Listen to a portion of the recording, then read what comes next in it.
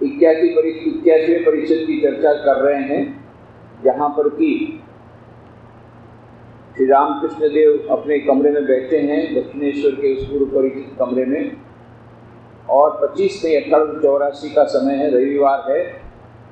और उसी समय बहुत सारी बातें हुई, जिसमें कि श्री रामकृष्ण देव ने माया के बारे में बताया, सत्व रज और तम इन गुणों के बारे में बताया। अब श्री रामकृष्ण देव कहते हैं बंधन का कारण कामिनी कांचन है, कामिनी कांचनी संसार है, कामिनी कांचनी हमें ईश्वर को देखने नहीं देता। यहाँ पर हम लोग ने देखा कि भक्तों में कौन कौन है, विजय है, केदार है, सुरेंद्र है, भवनाथ है, राखाल है, ये सभी पुरुष हैं। तो इसलिए पुरुषों के साथ जब बातचीत कर रहे हैं तो ये बात कर रहे हैं कामिनी कांचन साधक, पर जब स्त्री भक्तों के साथ बात करते थे तो और उल्टी बात करते थे कि तुम्हारे लिए उनसे दूर रहना है। तो इसलिए कई लोगों को अभी आजकल आधुनिक युग में ये फेमिनिस्ट मूवमेंट चली हुई है, तो इन लोगों को बुरा लगता है कि कामिनी कांचन क्यों कहा। तो ये श्री रामकृष्ण देव फिगरेटिव लैंग्वेज में बात करते थे। वो ये नहीं कहते थे कि भाई मिठाई मत खाओ, ये बोलते रसगुल्ला मत खाओ। रसगुल्ला खाने से, रसगुल्ला का नाम आते, वो आकार, वो फिगरेटिव लैंग्वेज, वो कॉन्क्रीट उसका फॉर्म हमारे सामने आता है। तो वो जो उपदेश है वो और भी अधिक इफेक्टिव होता है। इसलिए यहाँ श्री रामकृष्ण देव कहने का मतलब ये है, काम और जो हमारी कामनाएं और लोभ, कहने का मतलब ये काम और लोभ, ये काम, क्रोध, लोभ, बोध, मत्सर, यही माया है। और श्री रामकृष्ण उसमें से दो को और अधिक प्राधान्य देते हैं। ये दो बहुत ज़्यादा डेंजरस है आज के युग के लिए। हम देखते हैं कि लोग कांचन, कांचन का मतलब होता है सोना, पर सोना के पीछे पागल लोग हो रहे हैं या पैसे के पीछे पागल हो रहे हैं, ये कहना है। मुख्य बात है लोग, फिर वो चाहे पैसा हो, चाहे सोना हो, चाहे संपत्ति हो, पर वो फिगरेटिव लैंग्वेज में श्री रामकृष्ण कहते हैं। इसलिए हमने बताया भी था कि हमारे रामकृष्ण मठ मिशन के जो अमेरिका का एक सेंटर है, वहाँ प्रोविडेंस नाम का सेंटर है, तो वहाँ पर एक हमारे वृद्ध स्वामी जी अब तो नहीं रहे, ब्रह्मलीन हो गए, तो उन्होंने वहाँ के यूनिवर्सिटी के प्रोफेसर को ये gospel of Shri Ramakrishna gift दिया, किताब। तो कुछ दिनों के बाद उन्होंने वो किताब रिटर्न विथ थैंक्स दे दिया। बोले अरे ये किताब में तो बहुत डेंजरस किताब है, इसमें हर एक पेज में ये लिखा है कामिनी कांचन त्याग करो, कामिनी कांचन त्याग करो, कामिनी कांचन त्याग करो, give up woman and gold, then what is left? ये दो को निकाल दो, बचा क्या है फिर हमारे जीवन में? यही दो को लेकर के हम जी रहे हैं और बोलते हैं दोनों को निकाल दो, woman and gold, women and money, sex and money, ये निकाल दो तो बचेगा क्या? ये बेकार किताब है, this is not relevant for modern age. ऐसा करके किताब उन्होंने return with thanks Swami ji को दे दिया। कुछ महीने के बाद फिर उन्होंने कहा कि अच्छा महाराज वो आपने किताब दिया तो वो है क्या? लेकिन हाँ है। तो कितनी कॉपी मिलेगी? कितनी कॉपी? बोले हाँ, अभी पहले तो एक कॉपी रिटर्न कर रहे थे, ले नहीं रहे थे, अभी इतना कॉपी चाहिए तुमको? हाँ हम खरीदेंगे बहुत सारा कॉपी, सबको मैं गिफ्ट देना चाहता हूँ। क्योंकि इसके बीच में एक इंटरनेशनल सेमिनार हुआ कि हमारे जीवन, हमारे वर्तमान युग की जितनी समस्याएं हैं उसका समाधान कैसे हो, उसके बीच में एक इंटरनेशनल सेमिनार हुआ। तो सबने यही निष्कर्ष निकाला कि जितनी समस्याएं हैं, जितने प्रॉब्लम है, वायलेंस, विमेन के ऊपर एट्रोसिटीज़ और ड्रग, ये जितने सारे प्रॉब्लम अभी हम लोग फेस कर रहे हैं वर्ल्ड में, सुसाइड्स, साइकिक पेशेंट्स, ये सब के प्रॉब्लम के मूल में दो ही है, सेक्स एंड मनी। अरे यही तो बात श्री रामकृष्ण हर एक पेज में बोल रहे हैं, ये दो का त्याग करो तब तुम्हारे मन में शांति मिलेगी। यही दो की तो बात कर रहे हैं। बोले no, it is very relevant book. तो बहुत सारी कॉपी ला करके सब पार्टिसिपेंट को दिया कि ये तो 100 साल पहले हमको समाधान मिल गया, आपको अभी इतना डिस्कस करने के बाद इतने सारे लोग बड़े बड़े प्रोफेसर मिलकर के सिर घुमा करके बाद में बोले कि ये 2 प्रॉब्लम है मेन हमारे सोसाइटी के, ये 2 प्रॉब्लम सॉल्व कर दो, सोसाइटी के सब प्रॉब्लम दूर हो जाएंगे। जितना है आप देखिए, सेक्स एंड मनी, चाहे वो कंज्यूमरिज्म के कारण, उपभोक्तावाद के कारण, जितनी भी लोग प्रॉपर्टी के कारण झगड़े, कोर्ट में केस, मर्डर्स, सुसाइड्स, वायलेंस, है तो 2 ही चीज मूल में। ये 2 चीज के कारण ही जो कुछ हो रहा है दुनिया में, सब कुछ प्रॉब्लम हो रहा है। और यदि मनुष्य ये दोनों को कम कर दे, लोगों की मात्रा कम कर दे और वो काम की वासना कम कर दे, तो सब प्रॉब्लम का सॉल्यूशन, ये प्री मैरिटल और एक्स्ट्रा मैरिटल और डिवोर्सेस, ये सब है तो मूल में यही excessive lust, excessive consumerism, excessive lust for money, excessive lust, ये सब है कि जितने प्रॉब्लम हो रहे हैं इनके कारण। तो श्री रामकृष्ण देव ये बहुत फिगरेटिव लैंग्वेज में बोलते थे ताकि उनके सामने बिल्कुल निकल जाए। और ये हमको साइकोलॉजिकल समझना पड़ेगा कि यहाँ पर वे पुरुष भक्तों के साथ बात कर रहे हैं, इसलिए उनको बोल रहे हैं स्त्रियों से सावधान। स्त्री भक्तों से बात करते तो बोले मर्दों से सावधान। कहने का मतलब ये है कि हमको काम, क्रोध, लोभ, मोह, मद, मत्सर, यही माया है, उससे हमको बच के रहना। तो कुछ लोग बड़े एकदम उनको ये खराब लग जाता है, बोले नहीं ये वचनामृत हमने किताब है। कई स्त्रियां हैं, बोले नहीं इसको तो हर एक जगह हमारा अपमान किया गया है। अरे भाई, ये पुरुष भक्तों को जैसा बोला है, स्त्री भक्तों की कहानियां सुनोगे तो वहाँ तो यही लिखा है पुरुषों ने, तो क्या पुरुष लोग भी वचनामृत छोड़ देंगे? तो हमको उस हालत में उस प्रकार से नहीं लेना है, उसको लिटरली नहीं लेना है। उन्होंने श्री रामकृष्ण देव का बहुत पॉजिटिव एटीट्यूड था। वो कभी घृणा करने को नहीं बोलते थे, त्याग करने का बोलते थे, उससे सावधान रहने का बोलते थे, परंतु घृणा करने का नहीं बोलते थे कभी। ये हमको याद रखना पड़ेगा। यहाँ तक कि श्री रामकृष्ण ने जब कहा कि मैं गिरीश चंद्र घोष में तो स्टार थिएटर में मैं चैतन्य लीला नाटक देखने जाऊंगा, भक्त ने कहा क्या बात करते हैं, आप नाटक देखने जाएंगे? आप साधु होकर के? मालूम नहीं कि वहाँ जितने नाटक उस समय के ज़माने में, जितने नाटक में जितने भी रोल होते थे वो स्त्रियाँ करती थी। और उन स्त्रियों को, उन एक्ट्रेसेस को, उन अभिनेत्रियों को बहुत बुरी नज़र से देखा जाता है। जो हम लोग अत्यंत घृणित स्त्रियों के साथ किस प्रकार से हम लोग उसके बारे में सोचते हैं, तो अभिनेत्रियों को बड़ी बुरी नज़र से देखा जाता है। अरे अभिनेत्री है, मतलब वो अछूत है। आजकल अलग बात है, एक्ट्रेसेस को बहुत सम्मान मिलता है, फ्रंट पेज में उसको ये मिलता है, कई लोग अपने ड्राइंग रूम में उसको फोटो लगाती है। ये पूरा ज़माना बदल गया। पर उस समय के ज़माने में जो स्त्रियाँ, उस समय फिल्म तो थी नहीं, ये नाटक थे, नाटक में जो अभिनेत्रियाँ काम करती थी उनको बुरी नज़र से देखा जाता। तो श्री रामकृष्ण देव को भक्तों ने कहा है आप वहाँ तो चैतन्य महाप्रभु जितना भी रोल है ये सब स्त्रियाँ करेंगी और आप उन अभिनेत्रियों को देखने जाएंगे। श्री रामकृष्ण ने क्या कहा? तो क्या हो गया? मैं उन अभिनेत्रियों में भी मेरी माँ आनंदमयी को देखूंगा। और यही हुआ, माँ आनंदमयी को उन्होंने देखा। नाटक के बाद गिरीश चंद्र घोष ने सब अभिनेत्रियों को श्री राम के तरफ प्रणाम कराया, सबको श्री रामकृष्ण ने आशीर्वाद दिया। उन्होंने कहा कि मुझे असल नकल एक लगा। यहाँ तक कि जो उसकी जो प्रमुख एक्ट्रेस थी, अभिनेत्री थी, नटी विनोदिनी, उसके ऊपर तो फिल्म भी बन गई। अब नटी विनोदिनी के सिर पर हाथ रख करके ओम गुरु हरिओम गुरु आशीर्वाद दिया। बस एक ऐसा स्पर्श हुआ कि उसने बाद में नाटक जगत से संन्यास ले लिया। 26 साल की उम्र में नाट्य जगत से संन्यास लिया और बाद में अपने वृद्धावस्था में बनारस में जाकर के उसने दिन बताए। एक मीराबाई के समान उसने अपने भगवान के नाम में जीवन बिता दिया। 26 साल की वह उम्र में ही, और अत्यंत सुप्रसिद्ध नाटिका, सुप्रसिद्ध अभिनेत्री, अत्यंत, जिसका आजकल की कोई भी फिल्म एक्ट्रेस इतनी पॉपुलर नहीं है। उस समय वो पूरे बंगाल के इसमें नाट्य जगत में बहुत प्रख्यात थी, नटी विनोदिनी, उस पर फिल्म भी बनी। परंतु बस श्री रामकृष्ण ने एक स्पर्श हुआ, जीवन बदल गया। तो श्री रामकृष्ण देव ने उसमें भी अपनी आनंदमयी को देखा, अभिनेत्रियों में भी आनंदमयी को देखा। तो उनका ये पॉजिटिव अप्रोच था।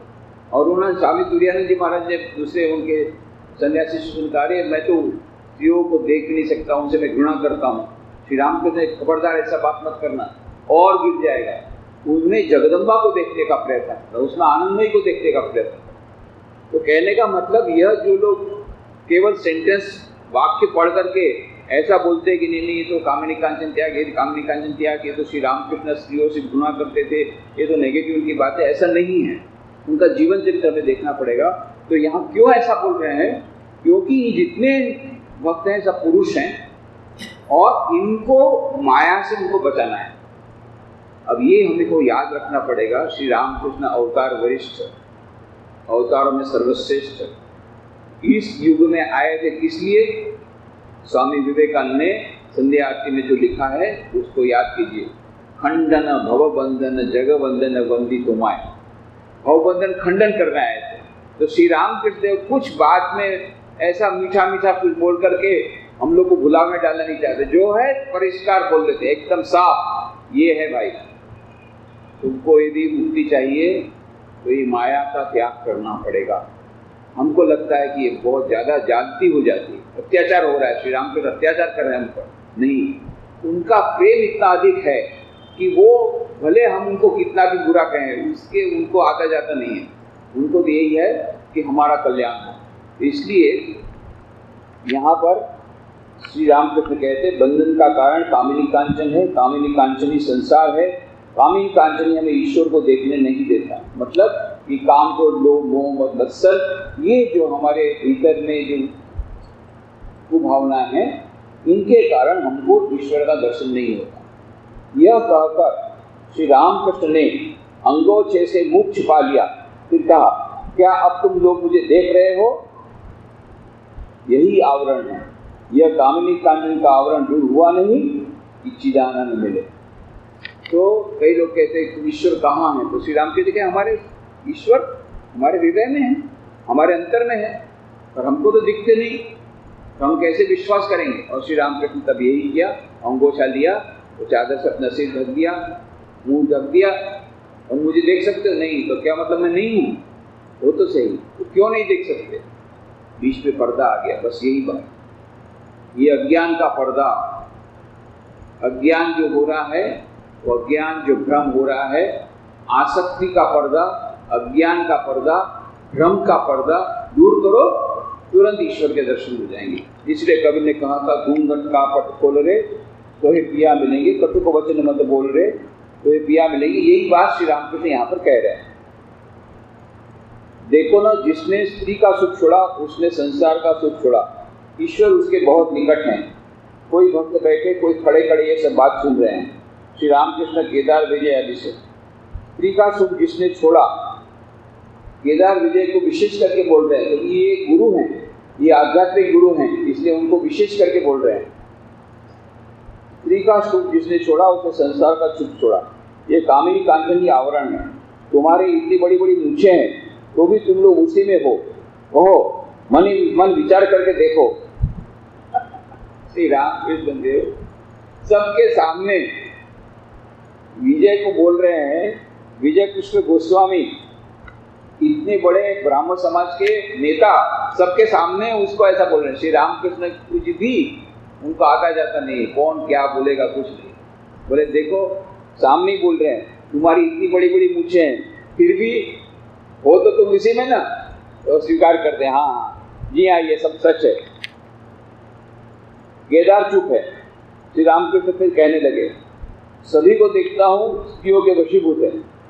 मैं कप्तान के घर गया था, वहाँ से होकर राम के घर जाना था, इसलिए कप्तान से कहा, कप्तान आपको मालूम होगा विश्वनाथ नाम के जो कप्तान थे, पहले आर्मी में थे, इसलिए उनको कप्तान का कह के श्री रामकृष्ण पुकारते थे। तो ये बहुत भले आदमी थे, बहुत बड़े भक्त थे और सचमुच जो भक्तिवान थे। पर जैसा होता है, कप्तान से कहा गाड़ी का किराया दे दो। कप्तान ने अपनी स्त्री से कहा, वो स्त्री भी वैसी ही थी, क्या हुआ करने लगी। अंत में कप्तान ने कहा, खैर वे ही लोग राम आदि दे देंगे। मतलब गाड़ी का भाड़ा भी वो बिना पूछे दे नहीं सकता। कप्तान इतने बड़े आदमी हैं, परंतु गाड़ी भाड़ा, जो घोड़ा गाड़ी में जाते थे श्री रामकृष्ण, तो गाड़ी भाड़ा तो देना पड़ेगा जब बुलाया है तो गाड़ी भाड़ा भी वो स्त्री ने कहा क्या हुआ करके टरका दिया।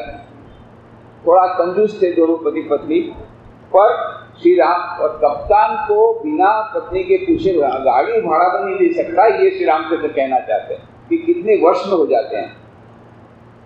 क्या हुआ कहने लगी। अंत में कप्तान ने कहा खैर वही लोग राम आदि दे देंगे। राम, उसके बाद राम के यहाँ जाने वाले थे, रामचंद्र दत्त के यहाँ। गीता, भागवत, वेदांत सब श्री के सामने झुकते हैं, सब लोग हंसते हैं। रुपया पैसा और सर्वस्व बीवी के हाथ में, रुपया पैसा और सर्वस्व बीवी के हाथ में। और फिर कहा जाता है मैं 2 रुपये भी अपने पास नहीं रख सकता, न जाने मेरा स्वभाव कैसा है। तो श्री राम से कहते हैं अरे भाई तू नहीं रख सकता, ऐसा बोलना कि नहीं रख सकता तेरी पत्नी के कारण, बीवी नहीं रखने देती ऐसा बोलना चुपचाप। बोलते मैं तो बहुत त्यागी हूँ, मैं 2 रुपया भी नहीं रख सकता। पर तू रखेगा कहाँ से, तेरी बीवी रखने देगी तब तो।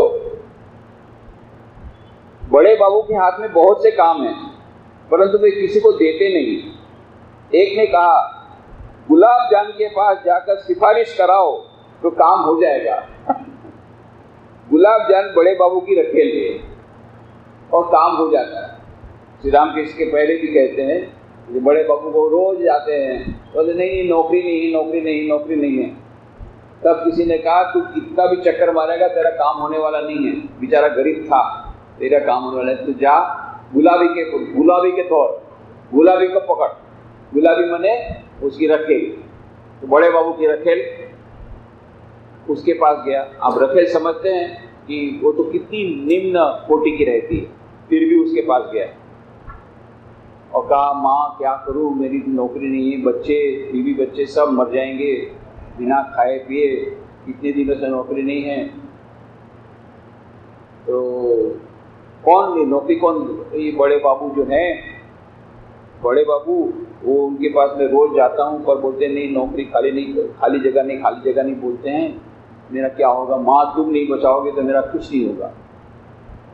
तो वो रखेल ने कहा, गुलाबी ने कहा अच्छा चिंता मत करो, कल से तुम्हारी नौकरी लग जाएगी। दूसरे दिन बड़े बाबू ने उसके घर में संदेशा भेजो उसको बुलाओ, बोले तुमको आज से नौकरी में रख दिया जाता है। बस गुलाबी का इतना पावर है। तो हमारे ये बंगला जब मिला तो मुझे यही याद आया, दिलाराम बंगलो 18 अप्रैल 2005। तो बहुत सी पूरी हिस्ट्री बताने की जरूरत नहीं, पर मुश्किल से ऑर्डर हुआ। हम तो चाहते थे 12 जनवरी को स्वामी विवेकानंद का जन्मदिन, नहीं हुआ। फिर कैबिनेट ने पास किया, 31 मार्च को कैबिनेट ने पास किया कि हाँ बंगला 30 तारीख लीज पर 1 रुपये टोकन रेट पर रामकृष्ण मिशन को दिया जाएगा। और उसके अनुसार पहले से सब तय था। तो उस समय मुख्यमंत्री जो थे नरेंद्र मोदी, उन्होंने कहा था कि मैं आत्मस्थान निवास उनको गुरु के समान मानते हैं, उनके हाथ में दूंगा। उस समय वाइस प्रेसिडेंट थे, तो उनको हमने मना के वो भी आने वाले थे, उनकी टिकट भी हो गई, निमंत्रण पत्र छप गए कि 18 अप्रैल 2005 को यह बंगला रामकृष्ण को सुपुर्द किया जाएगा और उस दिन यहाँ पर बड़ा फंक्शन होगा। ये सब बातें तय हो गई। अब अप्रैल के फर्स्ट वीक में यहाँ पर हमारे भक्त लोगों को बोला कि आप लोग यहाँ पर पूरा साफ सफाई कराओ, ये कराओ। मैं तो पोरबंदर में था। यहाँ पर उस समय फॉरेस्ट ऑफिसर रहते थे बहुत बड़े। तो ये फॉरेस्ट ऑफिसर इन्होंने कहा कि इतना बड़ा बंगला तो खाली करता है, और मुफ्त में मिलने को रह रहा था, इतना बड़े बंगले पूरे बंगले में रह रहे थे। ऊपर वाला तो खाली था, दूसरे वो चले गए थे ट्रांसफर होकर के, पूरे बंगले के मालिक थे इतने बड़े बंगले को। तो फॉरेस्ट ऑफिसर मैं किसी हालत में नहीं छोड़ूंगा।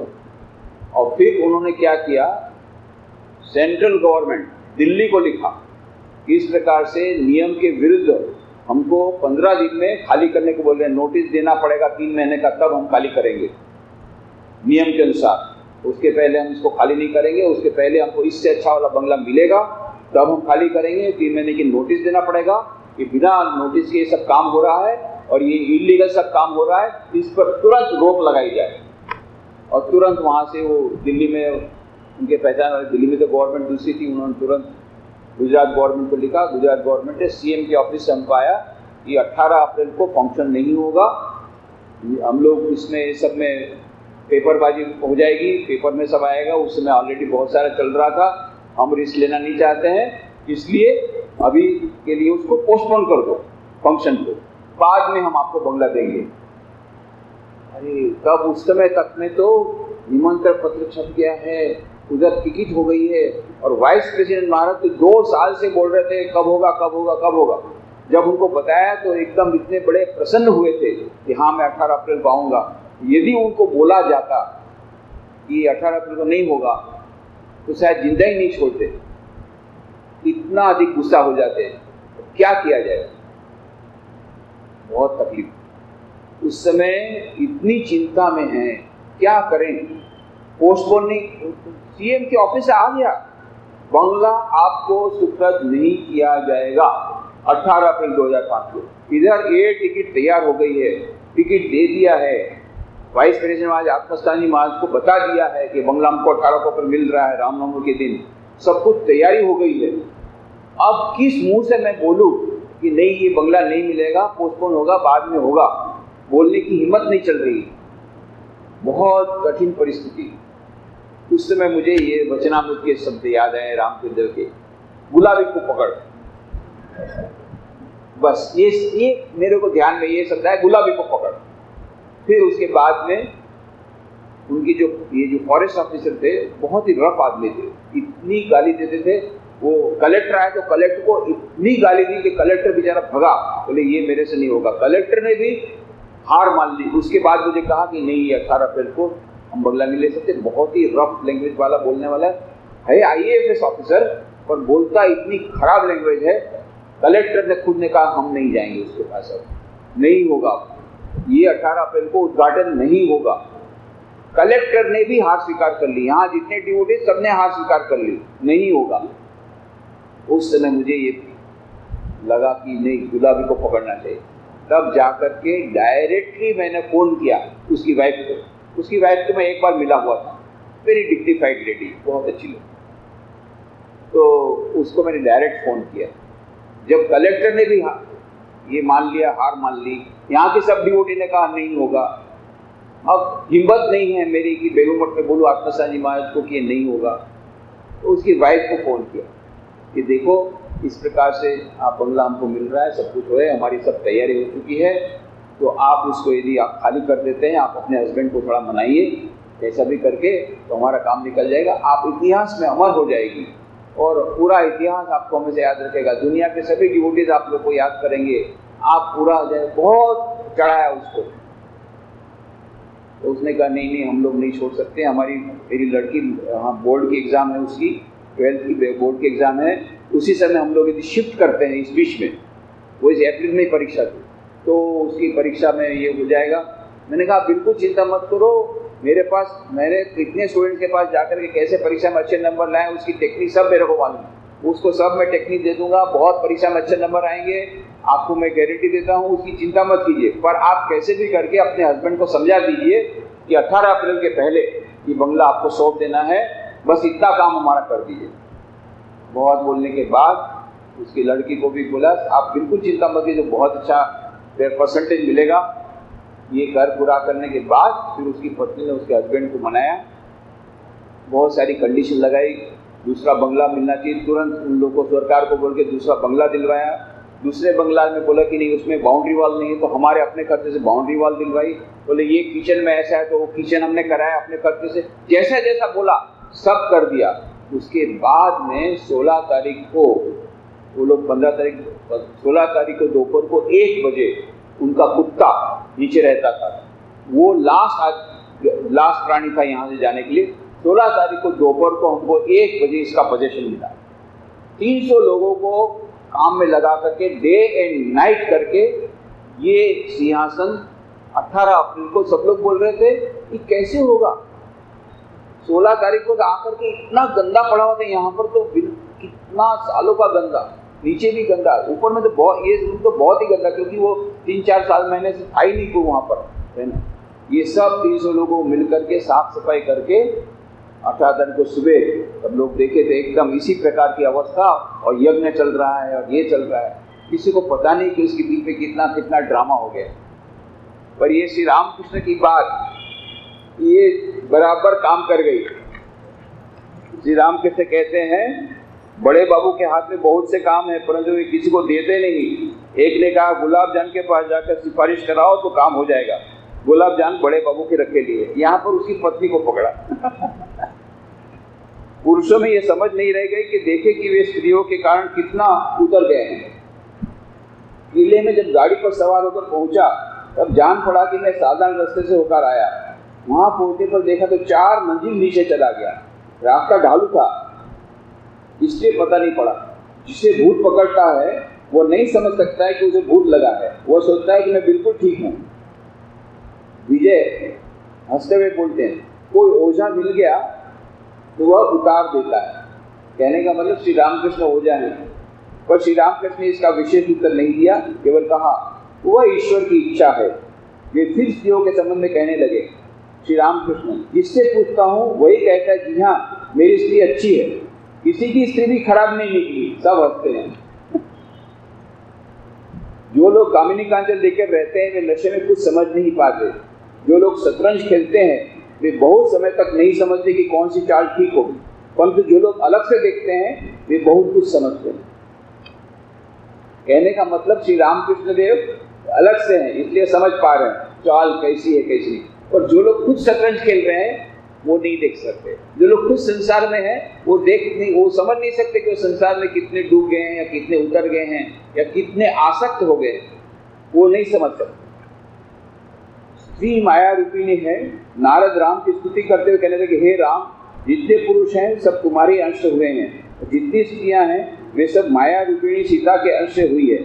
मैं और कोई वरदान नहीं चाहता, यही करो जिससे तुम्हारे पद्मों में शुद्धा भक्ति हो, फिर तुम्हारे मोहिनी माया में मुग्ध न हो। सुरेंद्र के छोटे भाई गिरिधर उनके भतीजे नगेंद्र आदि आए हुए हैं। नगेंद्र वकालत के लिए तैयारी कर रहे हैं। श्री रामकृष्ण गिरिधर आदि से तुम लोगों से कहता हूँ तुम लोग संसार में न फंस जाना। देखो राखाल को ज्ञान और अज्ञान का बोध हो गया है, सत असत का विचार पैदा हो गया है। अब मैं उससे कहता हूँ घर जा, कभी कभी यहाँ आना, 2-1 रोज रह जाया करना, और तुम लोग आपस में मिलकर रहोगे, तभी तुम्हारा कल्याण होगा और आनंदपूर्वक रहोगे। नाटक वाले अगर एक स्वर से गाते हैं तो नाटक अच्छा होता है, और जो लोग सुनते हैं उन्हें भी आनंद मिलता है। बहुत बड़ा ज्ञान श्री रामकृष्ण कहते हैं। गिरिंद्र को कहा, सुरेंद्र के छोटे भाई गिरिंद्र को कहा कि दोनों भाई मिलजुल के रहना।